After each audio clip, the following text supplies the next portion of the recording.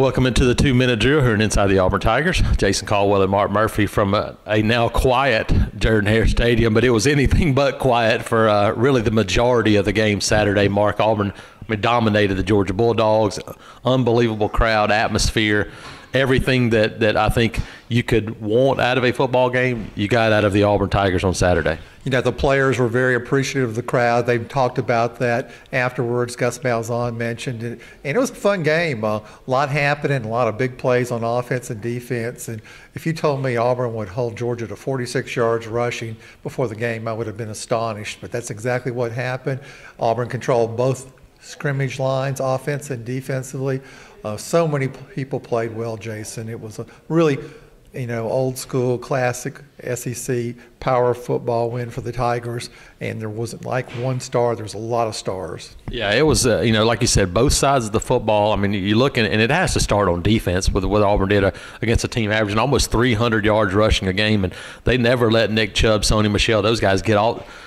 They never got started, and it really made Georgia a one-dimensional football team. We said all week that's what Auburn had to do to this Georgia offense, and that's exactly what they did. And they couldn't block Jeff Holland, but especially Derrick Brown in the middle. Mark, I thought Derrick Brown dominated this football game, and when you can't block that defensive tackle, it disrupts everything, and he was a disruptor. Oh, Derrick Brown played absolutely great inside, and I thought Dontavius Russell was really good too. And listen to these stats. Nick Chubb, 11 carries, 27 net yards. Sony Michel, 9 carries, 21 net yards. Sony Michel is averaging about 7 yards a carry. Yeah, that was obviously defensively, that was the story. You look on offense, Mark, the story was that Auburn continued to attack. We've talked about it all season long.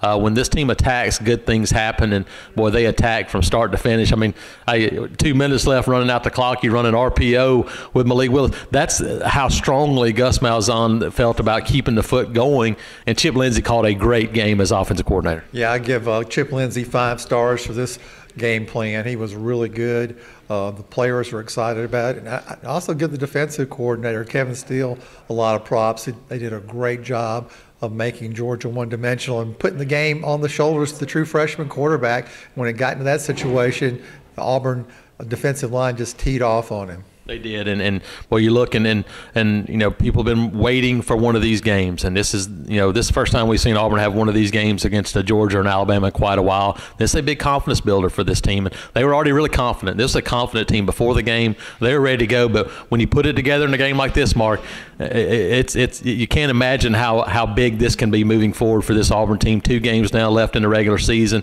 Obviously, La Monroe up first, Alabama. Mark, this is a football team that still has a whole lot ahead of it. We said back in spring training, we liked this team's potential. We liked its character. We liked its leadership.